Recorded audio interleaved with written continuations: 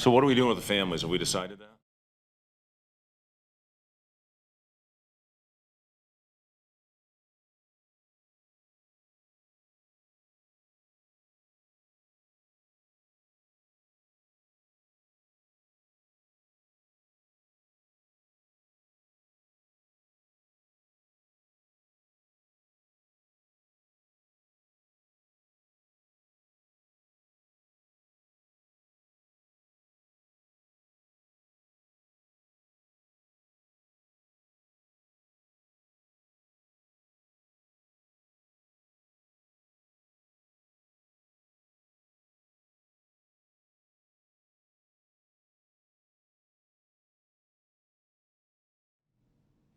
My mask on here? Okay, we are live. Okay, we are here with Coach Hoiberg for today's press conference. If you got questions, put it in the chat. But I'll start with Chris Basnak. Fred, I haven't talked to you for a while, so thanks for doing this. Appreciate that. Just wondering if you can speak on, Thor and Kobe with this being senior weekend for them and what they've kind of meant to you this year and Thor for the last couple of years.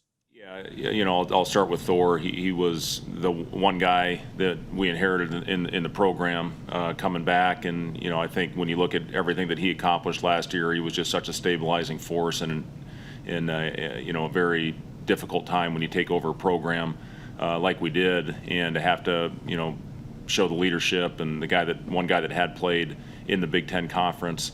Albeit not a lot until the end of his sophomore season when he got in there after some injuries and things like that happened, and I thought he took advantage of it.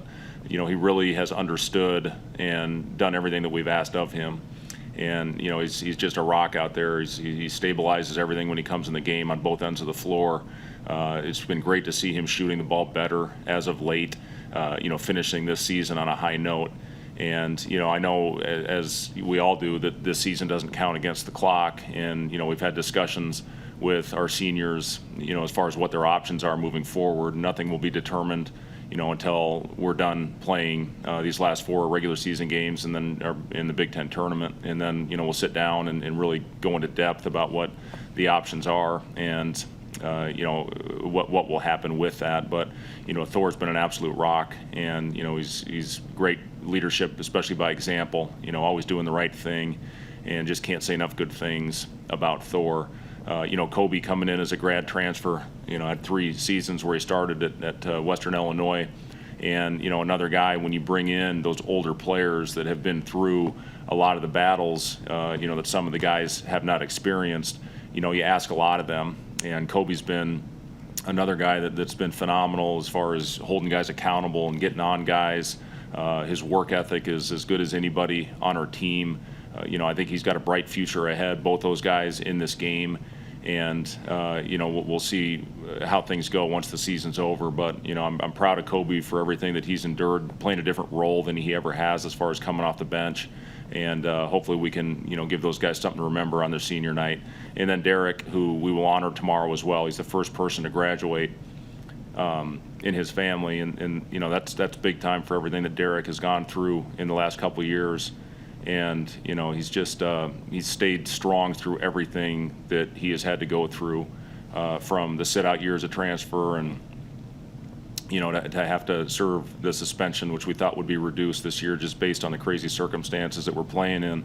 But, I'm so proud of that kid for, hanging in there and sticking through it all and being the first person to graduate in his family and being a role model for his little brother and, everything that he's all about. So, it's 3 great kids that we're honoring tomorrow as far as players. And, I'm really proud of all 3 of them.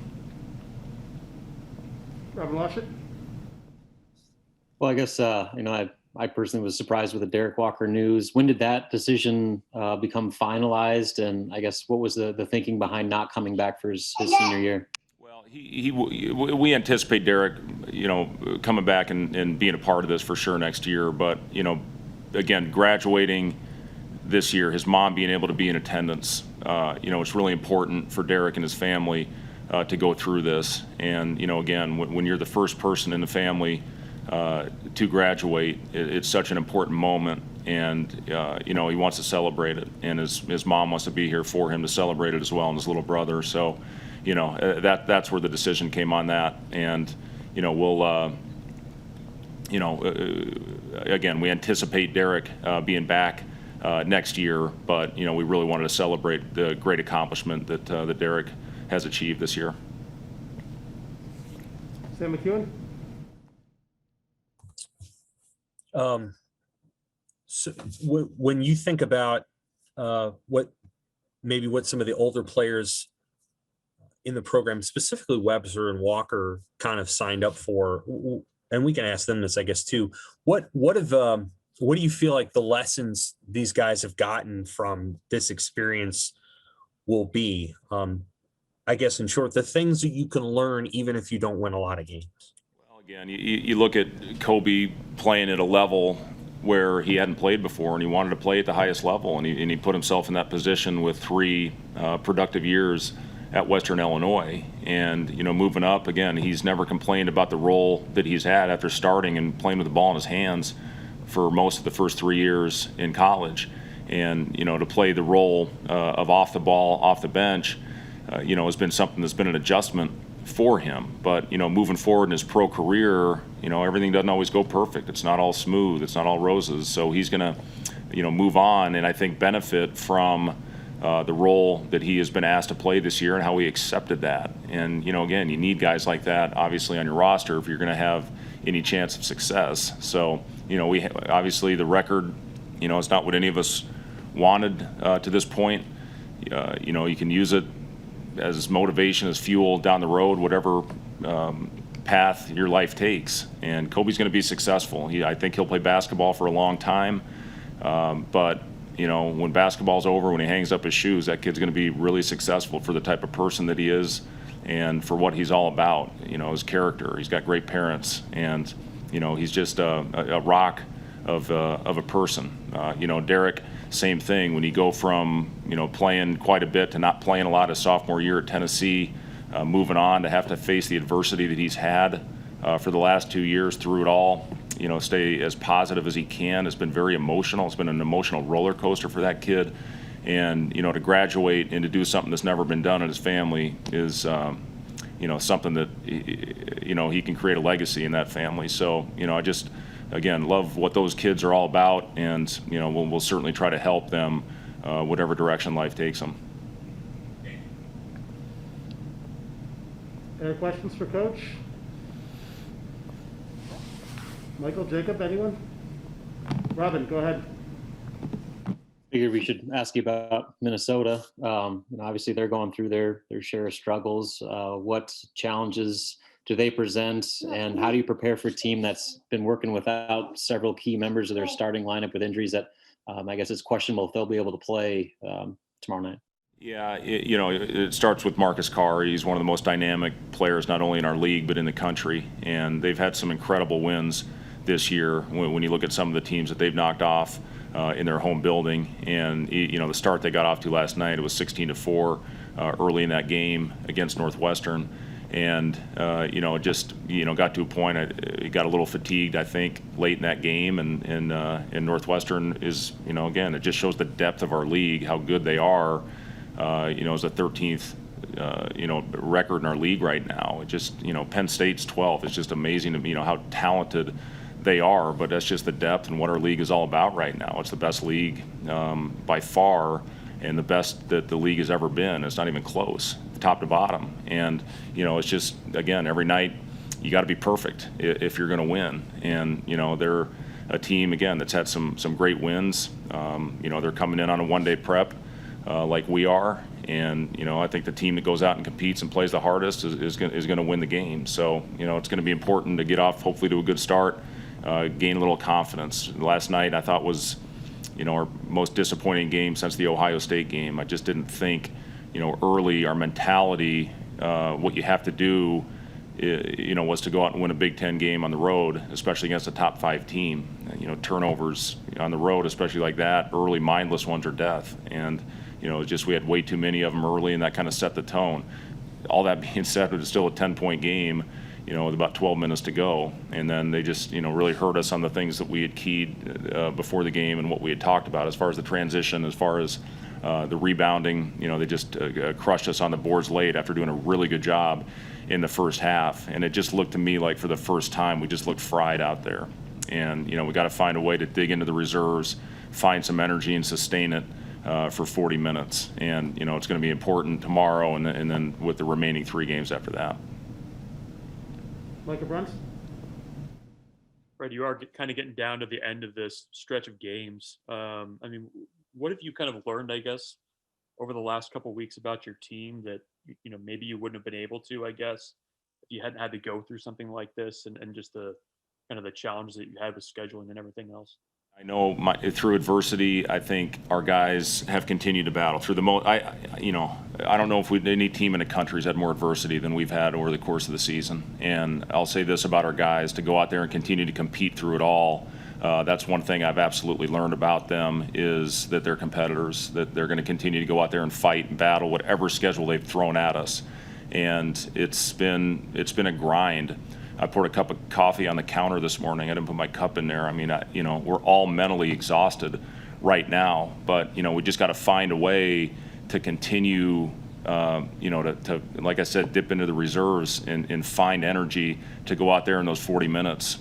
We shot free throws this morning. I just thought our guys needed a mental break. It could have gone in there and pounded them about the defensive transition and about the blow-bys, jumping on our contest, just lack of blocking out late in that game. But I just don't think that would have accomplished anything, to pound them into the ground right now, just based on everything going on. Just wanted to go out there, try to keep them, fresh, get some skill work in, and then come back tomorrow morning and try to fix some of the issues that we've got going on with our team right now. You look at what we did after the shutdown defensively, 4 straight opponents, we held under 40% field goal percentage, and right now it's just too easy. We're not doing those same things that we were when we came back from the shutdown. Some of it's lack of practice time, some of it's fatigue, physically, mentally, but we got to find a way to dig in. Teams aren't going to feel sorry for you. They're going to keep coming at you and try to pounce on you. So, it's important we, find a way to go out and compete for 40 minutes. But that's the thing that I've learned. Last night was the first time I really sensed we just didn't have it since the Ohio State game, and we got to find a way to get it back. Have you ever in your coaching career had a situation where you've really had to, I guess, kind of diagnose and have a really good kind of temperature of where your team's at night to night, to know when to kind of press more and maybe when to back off a little bit? Yeah, I think a lot of that from experience in, having the opportunity to play this game at all levels, helps prepare you for that. And you just try to take the temperature of your team and you talk to your older guys, how they're feeling. We had 3 guys that probably wouldn't have been able, even if had we practiced today, would not have been able to practice, 3 of our guys in the rotation. And, hopefully they'll be ready to go tomorrow. But, I just don't think going in there and pounding them into the ground would have done anything. You look at them after the game and you just see kind of the blank stare, going through the team. And again, the first time I saw that was last night. So, bring them in, try to freshen them up, put a smile on their face through this tough stretch, and go out and get them to compete tomorrow, I thought was the most important thing. We'll go a little harder in the morning since we didn't do anything live on the court today, and then hopefully get them, prepared for another Big Ten battle. Finishes with Jacob Padilla. In the last few games, it seems like the bench has kind of stepped up and you've gotten sparks from different guys at different times. Obviously, Thor and Kobe have been 2 of those guys. How important has that been, and will that be to this kind of finishing stretch here, getting consistent bench production? Yeah, it's important, Jacob. Those starters, they've played obviously a lot of minutes. It has been great to see Kobe and Thor, the way they shot the ball, down the stretch here to help them hopefully have a good feeling, heading into the last part of their senior season. But yeah, you need production. Eduardo has shown flashes of being a kid that's got a really bright future. And, his first game was Minnesota when I put him out there, and I think he was a +9 in those minutes, made some really good passes, his feel. He rose up and shot that 18-footer last night like, he'd been shooting them all year. He's a confident kid. We had a free throw contest out there. He made the game-winning free throw on both ends for his team. So he's a confident kid that's going to only continue to get better and better. So it's been good to get minutes for Eduardo and continue to see his development. that's important. It's an important stretch finishing this season and certainly going into next season. But, we'd like to end it on a high note. If we can find a way to go out and get a couple wins, that I think would do wonders for this team. Okay, that'll end it for Coach. We'll have the seniors here shortly. Thank you.